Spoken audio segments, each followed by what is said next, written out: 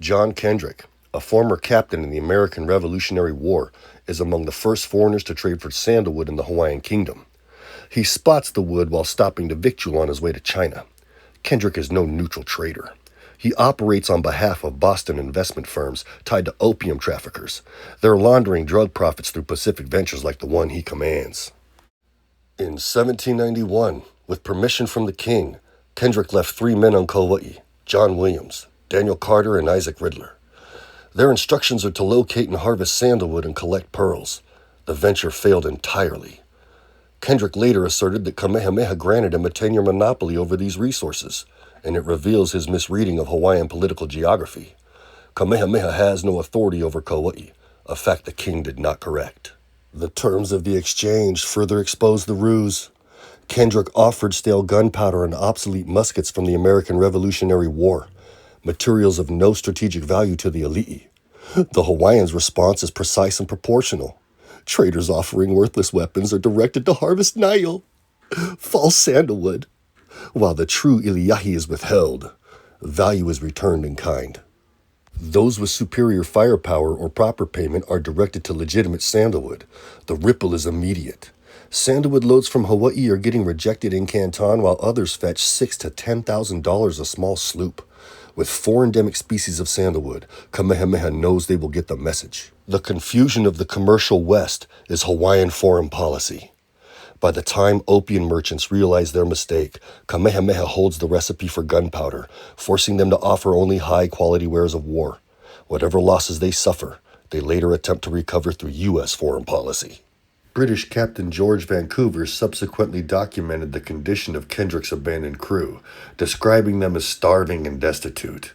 Vancouver's compelled to take custody of these men, along with several additional Americans whom the ʻiliahi of Kauai had ordered removed from the island. This occurred at a moment when Britain and the United States are engaged in commercial tensions rather than cooperation. Yet Vancouver received permission to depart only after this matter had been resolved to the satisfaction of Kamuali'i.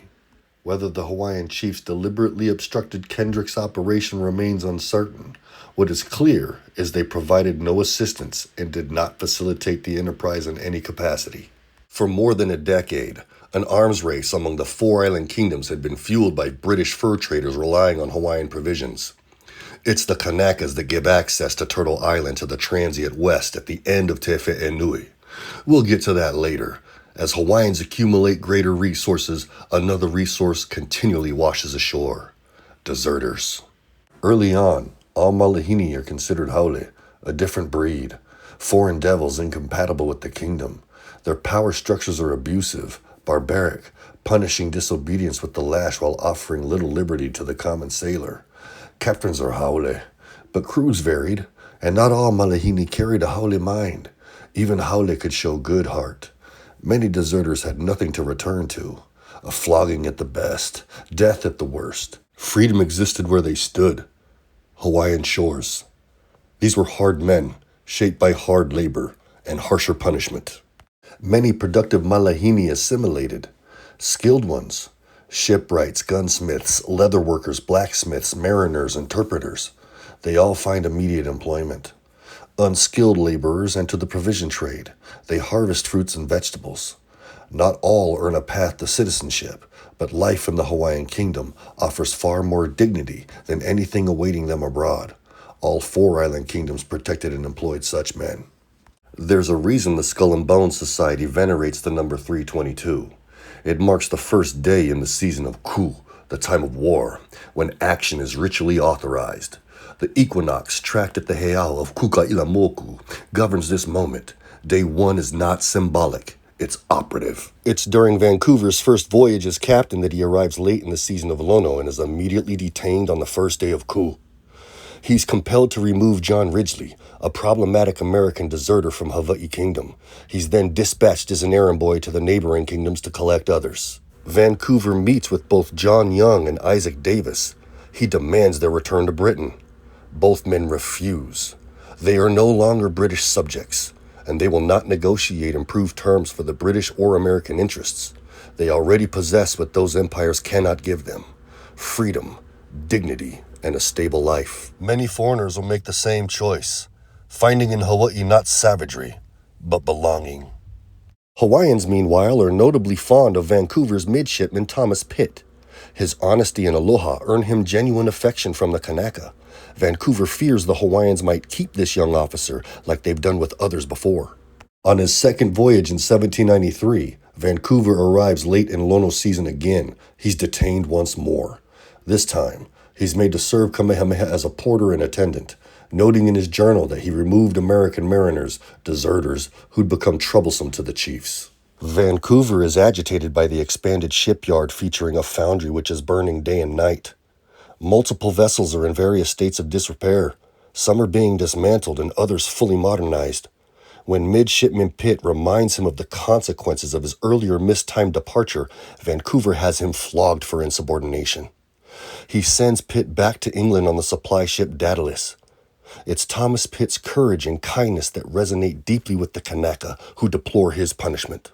Captain Vancouver meets with and talks to Isaac Ridler, who's working on a new frame of a large American-style sloop with a team of Kanakas who call him Ide.